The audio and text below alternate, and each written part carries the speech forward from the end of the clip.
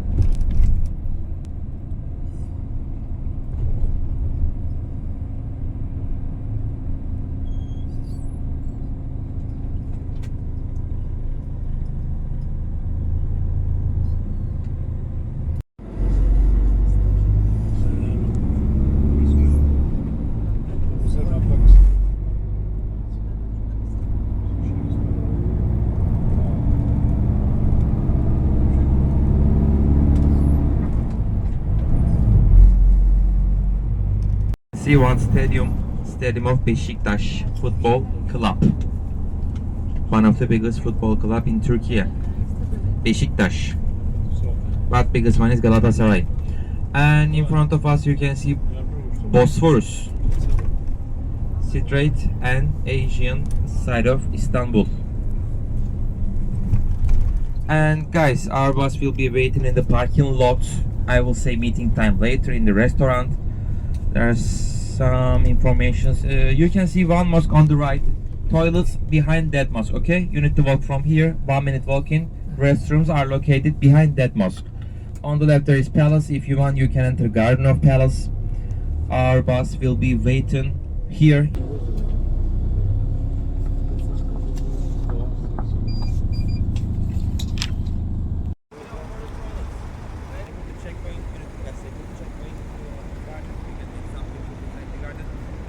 Our bus will be waiting right here. I will say time later in the restaurant.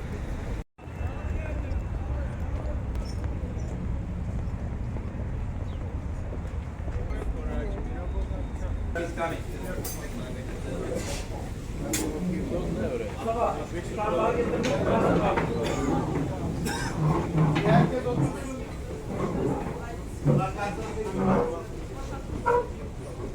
Here.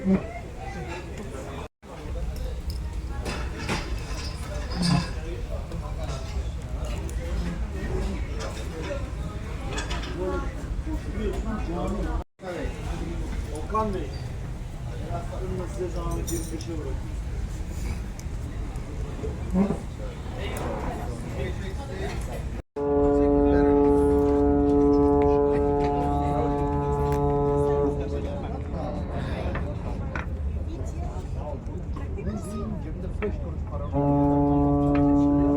Чуть показывать нет, конечно. Такой красивый, я вам покажу.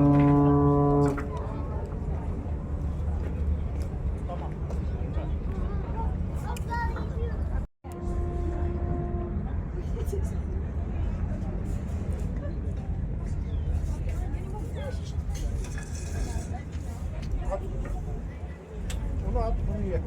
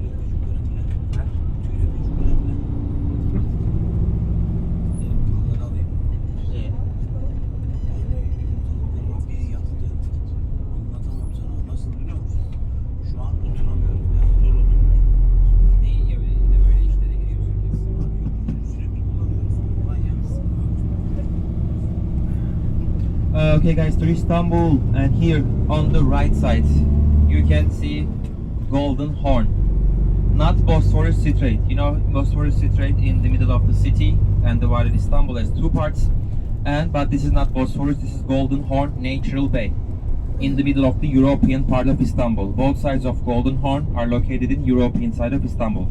Natural Bay, Golden Horn, it was used as harbor during the Roman and Ottoman periods. And also, you know, Atatürk Bridge, Haliç Bridge and Galata Bridge. Soon we're gonna pass over Atatürk Bridge.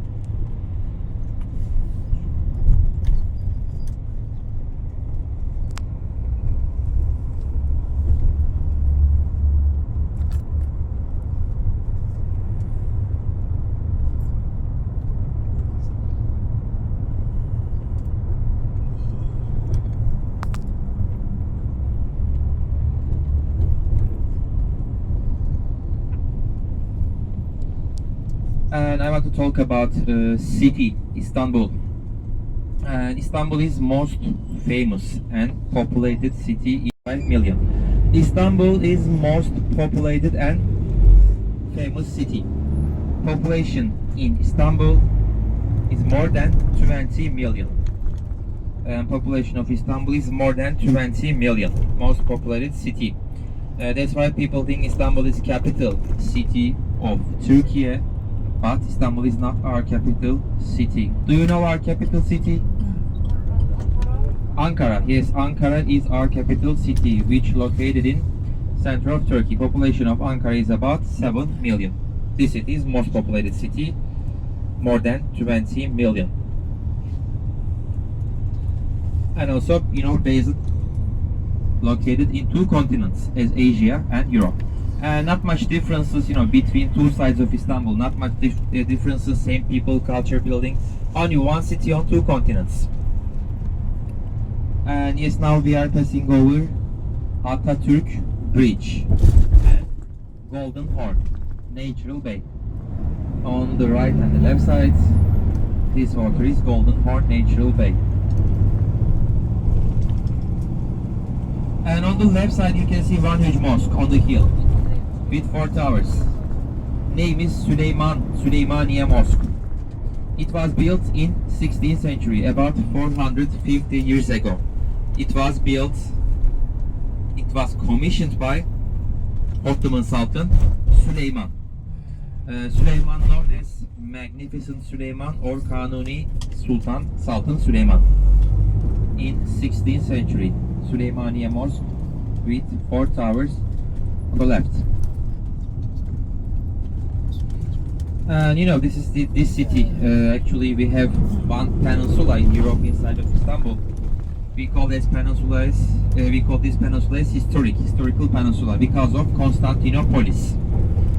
Maybe you heard about Constantinopolis before. It was capital city of Byzantine Eastern Roman Empire about 1000 years, from 4th century to 15th century.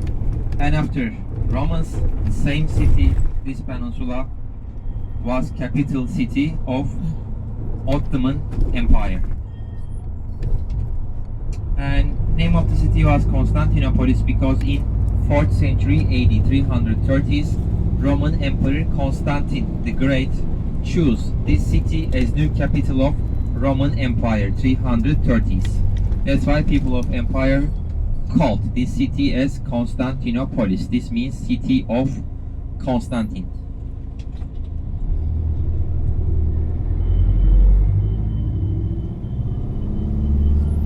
These are city walls. On the left you can see remnants from city walls of Constantinopolis. These walls built by Constantine, Roman Emperor Constantine the Great in 4th century AD.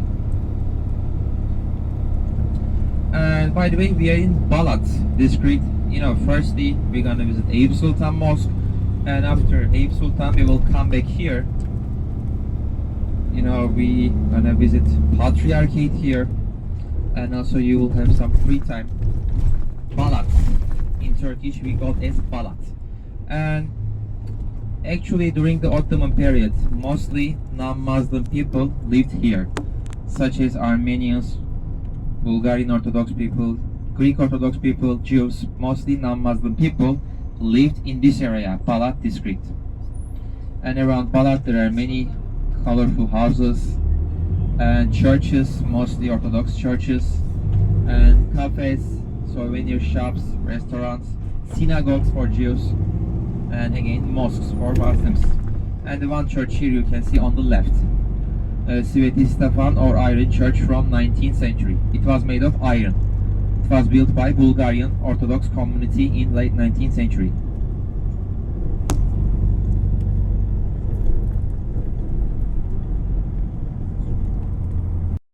And Ottoman empires. And firstly, from 4th century to 15th century, capital of Romans, and after 1453, capital city of Ottoman Empire. Because in 1453, Ottoman Sultan Mehmet, Ottoman's Emperor Mehmet, Fatih Sultan Mehmet conquered this city and ended Roman Empire, Roman Byzantine Empire in 1453. After this date, the city became capital of Ottoman Empire. And after the First World War in 1923, our founder of Turkish Republic, Mustafa Kemal Atatürk. And Atatürk abolished Ottoman monarchy, abolished caliphate, and he founded Turkish Republic, modern Turkish Republic in 1923 after the First World War. And Atatürk made some reforms. Firstly, he changed the capital of this country from this city to Ankara because of security. And also he separated religion and state affairs. And during the Ottoman periods there was Sharia, Islamic rules.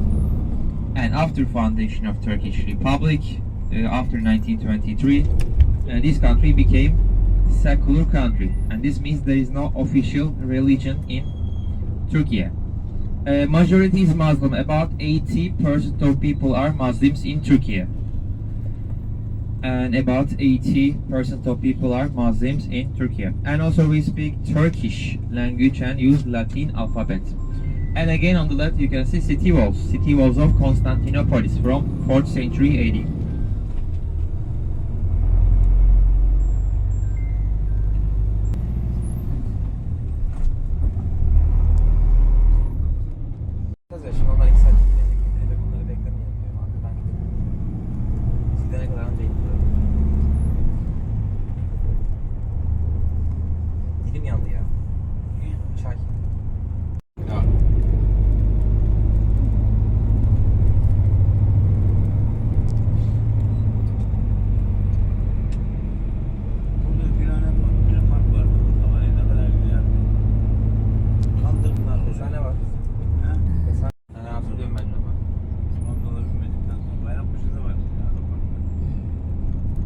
Bostancı'ya giderdik, orada var. Bostancı gösteri merkezinin orada. Ona giderdik.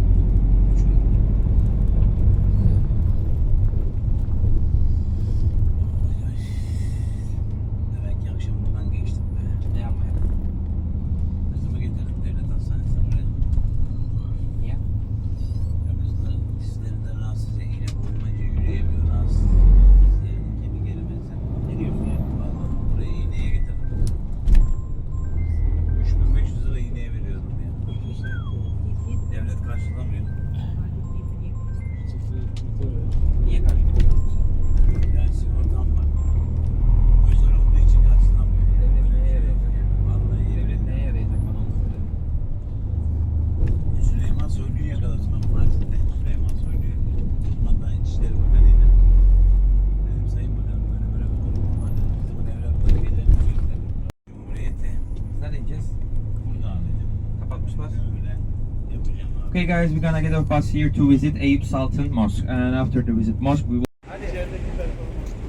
Aynı performansı çocuklara da yap. Direkt tarihsiz gel.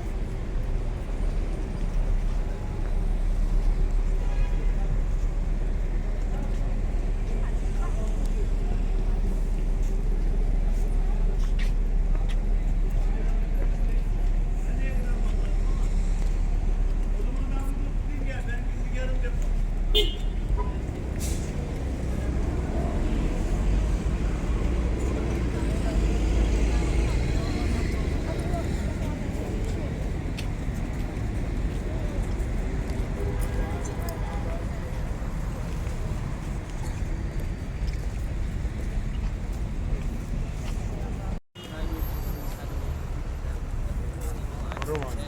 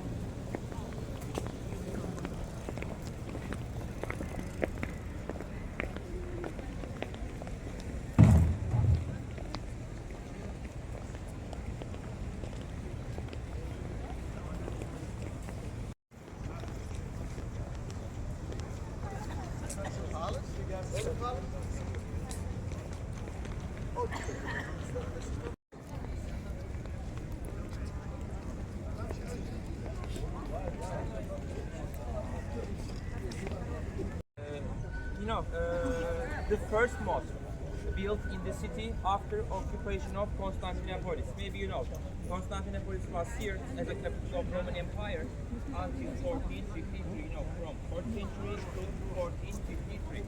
In 1453, Ottoman Sultan Mehmet, Fatih Sultan Mehmet II, conquered this city, conquered Constantinople, and ended Roman Byzantine Empire. 1453. And this mosque is the first one built in the city after occupation of Constantinople. You know, 5 years later, 1458, this mosque was built here. And Mehmet actually ordered to build this mosque here because you know, you could think tomb of Eyüp el-Ensari was here. Maybe you heard about Eyüp el-Ensari, and he's very important person.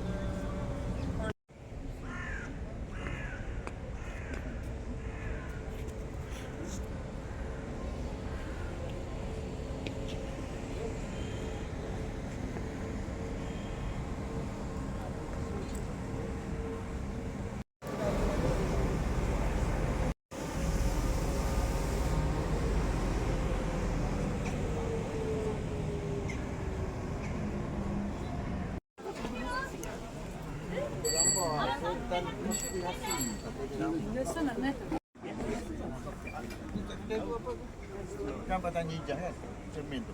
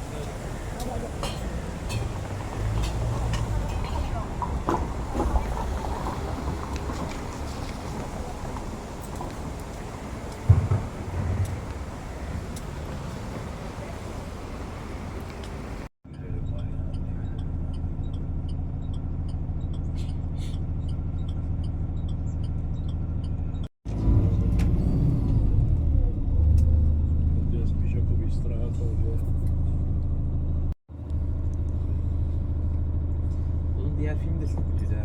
He? O Kolpaçino yaptı ya en son. O da çok kötüydü. Bu en son yaptı zaten Bu abi. kutsal da Ben gittim. 2 hafta önce kızın bohçasını getirdiler. Damat gelin bohçasını getirdiler bizim evde. Erkek yoktu. Sade kadınlar. Ben de dedim ki gidip çakallarla dans seyredeyim. Gittim Venezia, gittim seyrettim, tamam mı? Çok hoştu, güzeldi. Dedim hadi bugün akşam çocukları götürelim, bir yemek yiyelim dedim. Dedim bir sinemaya gidelim. Ben arkadaş gittiğimde hiç böyle pişman oldum. Bana dedi ki kalk dedi gidelim. şey anlamında mı kötü? Yani çok küfür müsteşar Ya şeyler falan mı? yok aman aman Film öyle kalitesi. şey yok yani. Film Sarmıyor yani. sarmıyor yani. Sen diyeceksin hakikaten doğru söylüyorsun diyeceksin yani. İşte zombiler saldırı bilmem ne falan filan. İşte ısırılmak isteyen beyler 2 adım öne çıksın falan filan. 3-4 kişi şey oluyor. İşte maaş bağlanacak falan filan. Bilmem ne işte tekrar. Nedir ya saçma. 2-3 tanesi çok güzel. Bir, iki, üç çok güzel. 4'ü 5'i bozdu yani. İlk üçü çok güzel. Kolpaçino da öyleydi. 1, 2, 3 falan güzel. Evet, evet.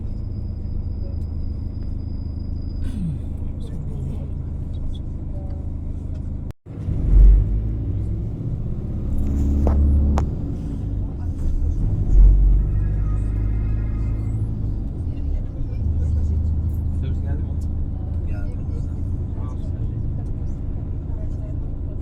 Neredeyse kilisenin oraya geçsin. alacağım onları önüme şimdi. Gidince mi gideceğiz? Şerefsiz. Şuna gelin şerefsiz. Sana yol verdik adam diye. Adam dedi bir şey altısında dedi. Şerefsiz.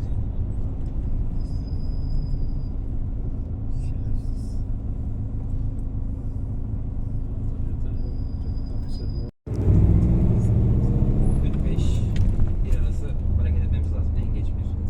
Yani bir çeyrek bir bekle restoran olmuş. Buradan kaç dakika sürer ki restoran? 20 dakika mı? Yani 20 dakika sürer işte. Aynen. Aynen. En geç Yok, bir de en geç bir de hareket etmemiz lazım. en geç bir ona göre tamam işte. 45-50 falan çıkıyoruz. Tamam. Aynen öyle gidelim. Lan çocuk. Sen ya. Yüreğim gitti yemin ediyorum. Meyve atladı galiba. Ya yok ben dikkat ediyorum ona da. Frene vururum yolcu. Arkamda bir yolcu kuşu geliyor. Birden atladı anlamadım. Benden sekti diye bir tarafta diğeri geçti.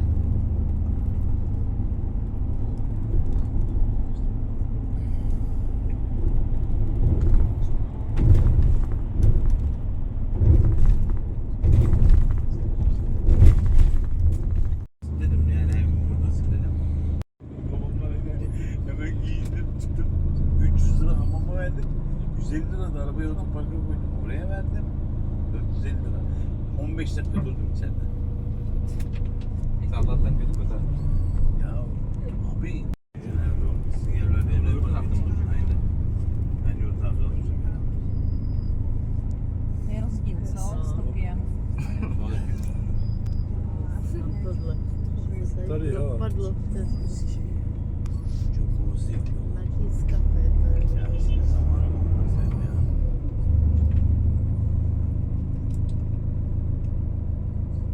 Temiz ısıtma.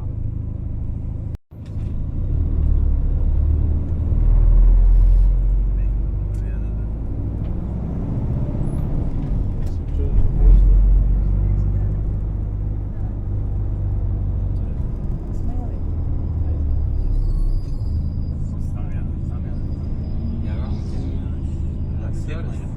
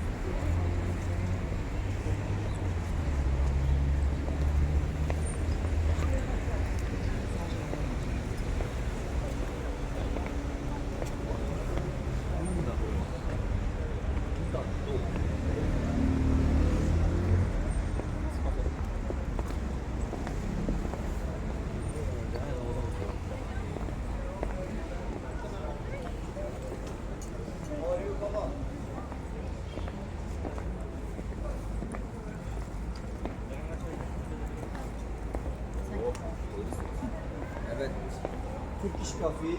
Abi. Neresin sen?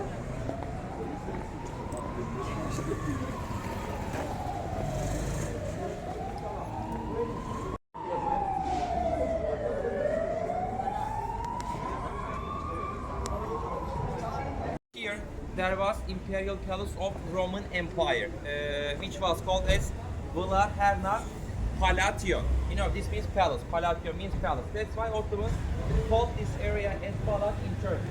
One thing, during the Ottoman period, mostly non-Muslim people lived here, such as Armenians, Jews, Bulgarian, Greek Orthodox people. Mostly non-Muslim people lived in this area, in Balat district.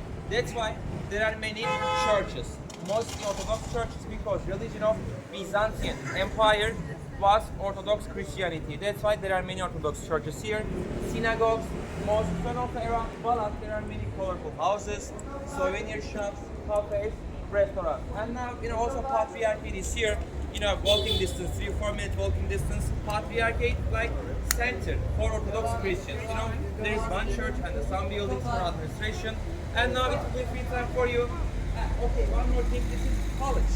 You can see here, Greek Orthodox College. It was built in late 19th century and also called as Red College and Greek Orthodox College. It was built in 19th century. They can see you if you are rich. They can tell you if you're rich.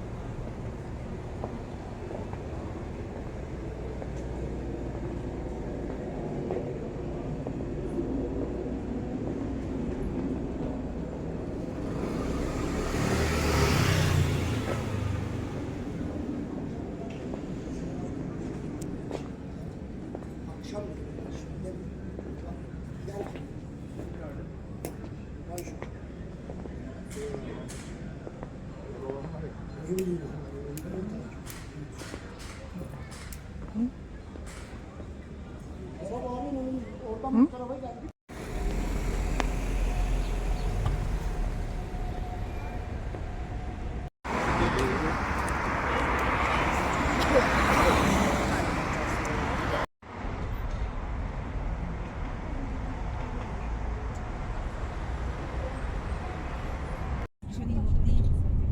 İki paket tavuk mu?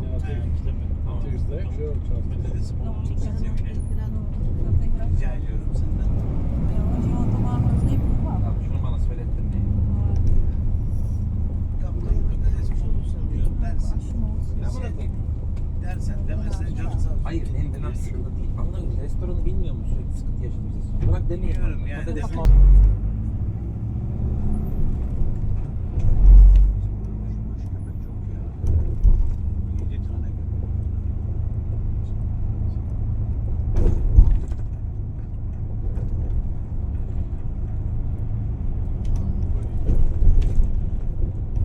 Bir yerden nerede bir yerden öldürdüler. Bir adam.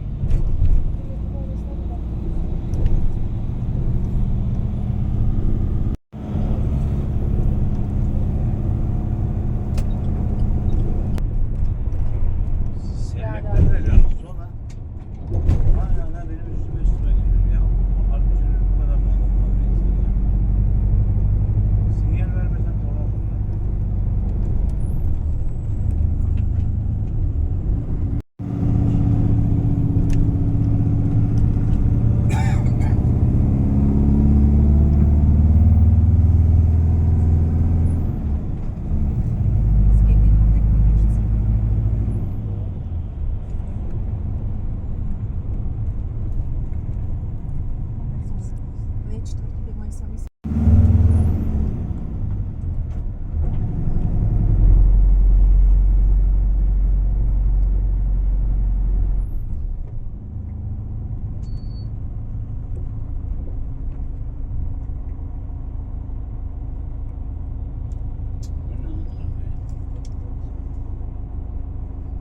Onu bir inşaat yapıyorlar. Acaba onu da Aynen çok fazla bir sarılık gösteriyor. Dedim bunu isteyen var mı dedim ya. Alan var mı? Abi ne Olmaz diyorsun mı? sen dedi ya.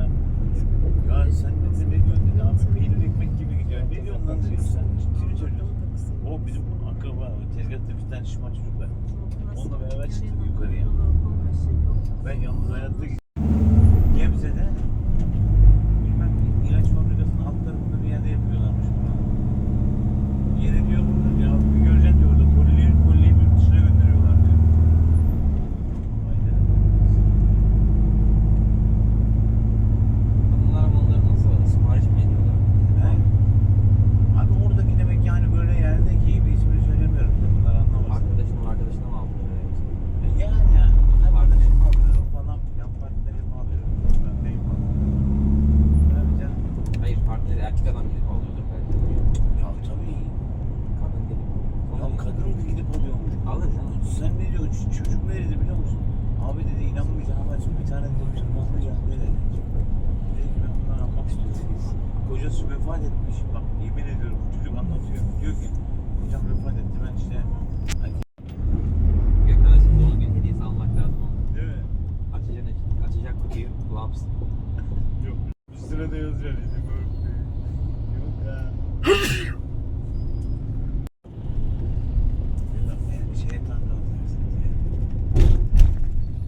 Kırmızı erkekler için var ya. Şeye. Hasan'a vurdu.